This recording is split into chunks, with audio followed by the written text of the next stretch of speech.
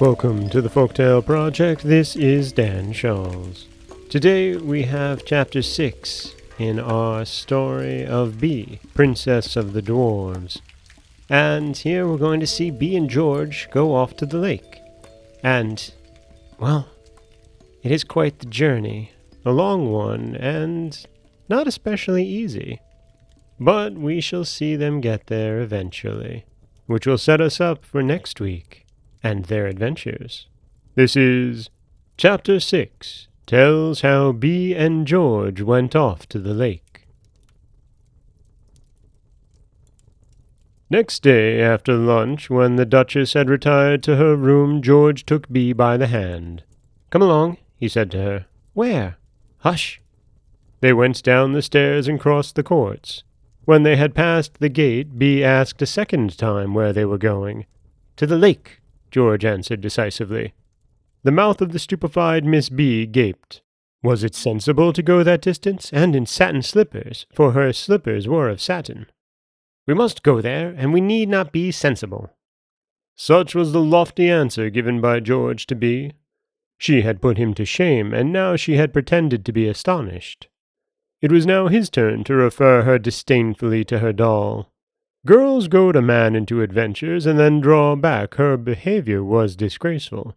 She might stay behind, but he would go himself. She took him by the arm. He pushed her away. She flung herself round the neck of her brother. "Little brother," she said, sobbing, "I will follow you." Her repentance was complete, and it moved him. "Come along," he said. "But do not let us go by the town. We might be seen. We had better follow the ramparts and reach the high road by a short cut." They went holding each other by the hand. George explained the scheme he had drawn up. "We will follow the road we took to go to the hermitage. We are certain to see it as we saw it last time, and then we will go straight to it across the field in a bee-line." In a bee-line is a pretty country way of saying a straight line, but the name of the little maid occurring quaintly in the idiom made them laugh. Bee picked flowers growing by the ditch, flowers of the mallow and the mullein, asters and ox-eyes, making a posy of them. The flowers faded visibly in her little hands, and they looked pitiful when Bee crossed the stone bridge. As she did not know what to do with her posy, the idea occurred to her of throwing them in the water to refresh them, but she preferred to give them to the headless woman. She asked George to lift her in his arms to make her tall enough, and she placed her handful of country flowers in the folded hands of the old stone figure. At a distance, she turned her head and saw a dove on the shoulder of the statue. They walked some time, and Bee said, "I'm thirsty." "So am I," said George, "but the river is far behind us, and I can see neither stream nor spring. The sun is so hot. It must have drunk them all up. What shall we do?" Thus they talked and complained, when they saw a countrywoman with a basket full of fruit. "Cherries!" cried George. "What a pity it is I have no money to buy any." "I have some money," said Bee.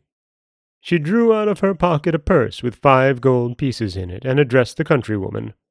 "Good woman," she said, "will you give me as many cherries as my dress can carry?" As she spoke, she held out the skirt of her frock with both hands. The countrywoman threw 2 or 3 handfuls of cherries into it. Bee took the fold of her skirt in one hand, and with the other hand held out a piece of gold to the woman and said, "Is that enough, Dad?" The countrywoman seized the piece of gold, which would have been a high price for all the cherries in the basket, with the tree on which they had grown, and the orchard in which the tree was planted, and she cunningly answered, "That'll do to oblige you, my little princess." "Then," replied Bee, "put some more cherries in my brother's hat, and I will give you another gold piece." This was done, and the countrywoman pursued her way, thinking of the old stocking under the mattress in which she was to hide her 2 pieces of gold. And the 2 children went on their road, eating the cherries, and throwing the stones to the right and to the left. George looked for cherries held together in pairs by the stalk to make earrings of them for his sister, and he laughed to see the beautiful vermeil-colored twin fruit swinging on the cheek of Bee. A pebble checked their joyful progress. It had stuck in the slipper of Bee, who had begun to limp. At each hop she took her gold curls waved on her cheeks, and limping thus she went and sat down. There her brother, kneeling at her foot, took off her satin slipper. He shook it, and a little white pebble rolled out. Then, looking at her feet, she said, "Little brother, when we go again to the lake, we will put on boots." The sun had by now declined in the radiant sky. A breath of wind fanned the necks and the cheeks of the young travelers who boldly and with fresh alacrity pursued their travels. To walk more easily, they held each other by the hand and sang, and they laughed to see their two black shadows likewise united moving in front of them. They sang, "Marian the maid, demure and staid, went riding to the mill. She placed her load of corn and rode upon her donkey Bill." But Bee stops.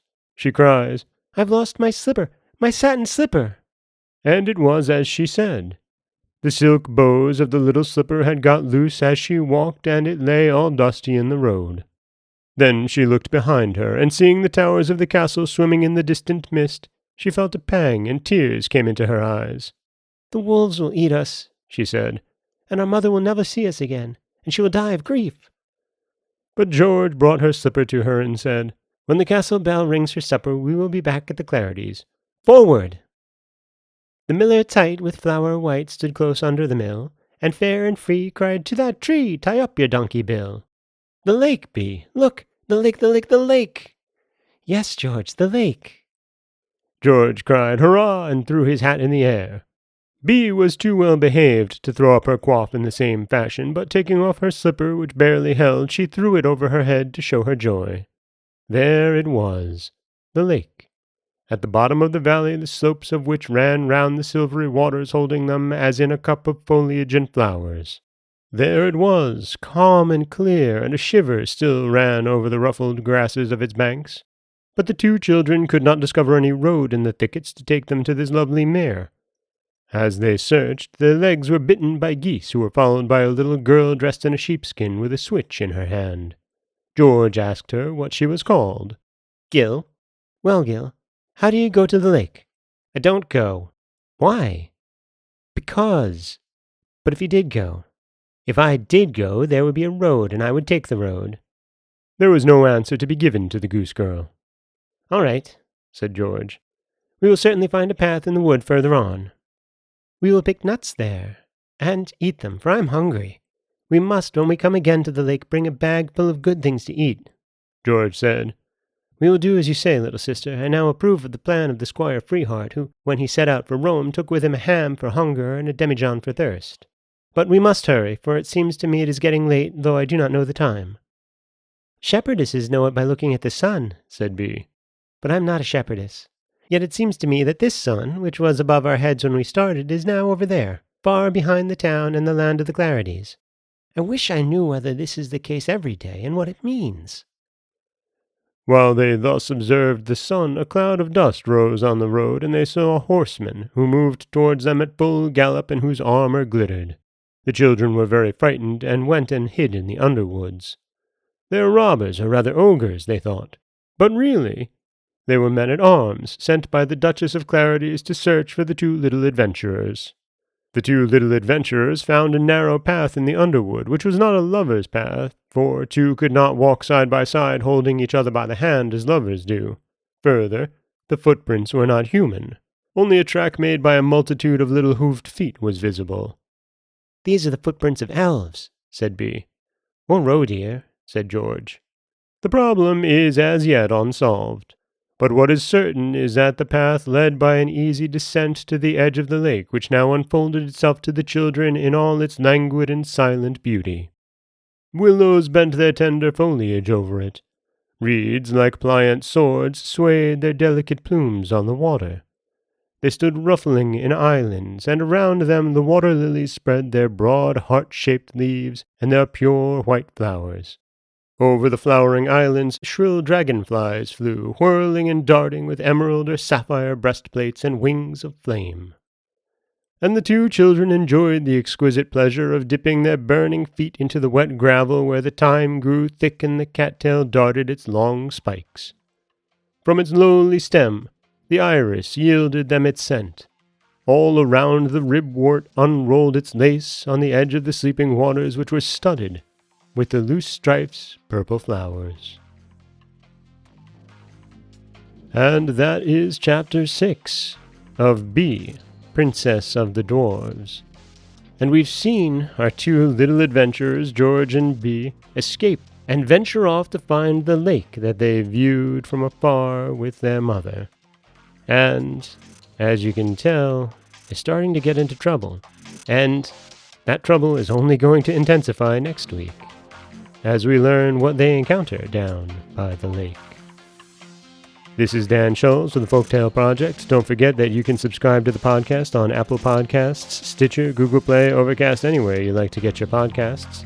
You can follow us on Twitter at Folktale Project. You can find us on Auto Radio, TuneIn Radio, iHeartRadio, Spotify, anywhere you like to listen. And you can always head over to folktaleproject.com, where you'll find a new story waiting for you every Monday, Wednesday, and Friday. Next week, we'll be back with Chapter 7 of B, Princess of the Dwarves. As always, thank you so much for listening.